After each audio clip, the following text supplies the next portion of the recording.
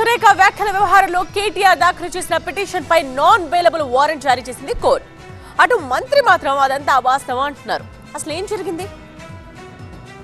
తెలంగాణ మంత్రి కొండా సురేఖపై non bailable warrant జారీ చేసింది నాంపల్లిలోని ప్రజాప్రతినిధుల కోర్టు. కొండా సురేఖ తనపై అభ్యంతర వ్యాఖ్యలు చేశారంటూ బీఆర్ఎస్ వర్కింగ్ ప్రెసిడెంట్ కేటీఆర్ పరువు నష్టం కేసులు దాఖలు చేశారు. ఈ కేసులో కొండా సురేఖ విచారణకు హాజరు కాకపోవడంతో Nampally court non bailable warrant జారీ చేసింది. అయితే నాన్ బెయిలబుల్ ప్రచారాన్ని ఖండించారు కొండా సురేఖ. తనకు కోర్టు నాన్ బెయిలబుల్ వారెంట్ జారీ చేయలేదని, ఫిబ్రవరి 5వ తేదీన విచారణకు హాజరు కావాలని మాత్రమే చెప్పిందని వివరించారు. తనపై తప్పుడు ప్రచారం జరుగుతోందన్నారు. నాగార్జున ఫ్యామిలీతో పాటు కేటీఆర్ పై గతంలో అభ్యంతరకర వ్యాఖ్యలు చేశారు కొండా సురేఖ. దీంతో సురేఖపై 100 కోట్ల పరువు నష్టం పిటిషన్ దాఖలు చేశారు కేటీఆర్. ఆ పిటిషన్ పై కోర్టు విచారణ జరుపుతోంది. ఇదే వ్యవహారంపై నటుడు అక్కినేని నాగార్జున కూడా పిటిషన్ దాఖలు చేశారు. అయితే ఏం జరిగిందో ఏమో కానీ కొండా సురేఖ ఉన్నట్టుండి ఓ అర్ధరాత్రి నాగార్జున కుటుంబానికి క్షమాపణలు చెప్తూ సోషల్ మీడియాలో పోస్ట్ చేశారు. అక్కినేని కుటుంబం పరువుకు భంగం కలిగించాలనే ఉద్దేశం తనకు లేదని, తన మాటల వల్ల ఏమైనా అనుకుని అపోహలు కలిగి ఉంటే చింతిస్తున్నట్టుగా తెలిపారు. తన వ్యాఖ్యలను ఉపసంహరించుకున్నట్టుగా తెలిపారు కొండా సురేఖ. కొండా సురేఖ క్షమాపణ చెప్పిన మర్నాడే తన కేసును విత్డ్రా చేసుకున్నారు నాగార్జున. కానీ కేటీఆర్ కు మాత్రం కొండా సురేఖ క్షమాపణలు చెప్పలేదు. దాంతో ఆ కేసు కొనసాగుతోంది.